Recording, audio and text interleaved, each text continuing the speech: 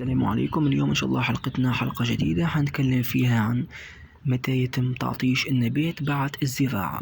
فطبعا قبل بداية حلقتنا أتمنى تعملوا اشتراك القناة ولايك إذا عجبكم الفيديو وتشاهدوا معنا الحلقة للنهاية.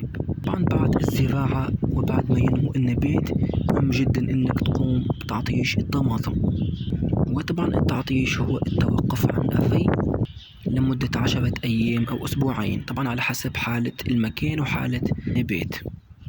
وطبعا في ناس ما بتعرفش الموعد المناسب لتعطيش الطماطم. طبعا مثل ما تلاحظ امامكم هذه شجرة الطماطم ولكن مزهرة، وبالتالي ممنوع انك تعطش النبات لما يكون مجموع زهري بالشكل هذا، لانه طبعا الفترة هذه فترة حساسة جدا بالنسبة للطماطم.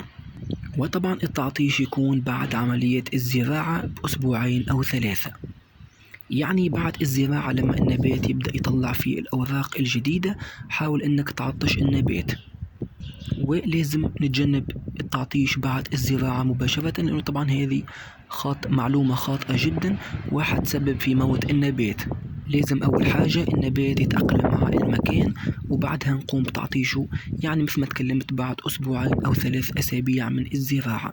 وطبعا لازم التعطيش يكون قبل تكوين المجموع الزهري أو قبل ما النبات يطلع الأزهار، لأنه طبعا من فوائد التعطيش هو تكوين مجموع جذري قوي، وبالتالي حيسرع من نمو النبات وبالتالي حيسرع من ظهور الأزهار.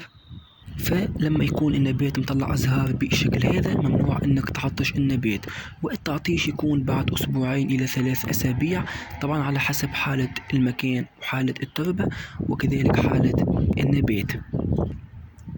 فطبعا في نهاية الحلقة أتمنى تكون عجبتكم وعرفتوا الموعد المناسب لتعطيش الطماطم. وإن شاء الله ملتقانا في الحلقات المقبلة، وشكرا والسلام عليكم ورحمة الله تعالى وبركاته.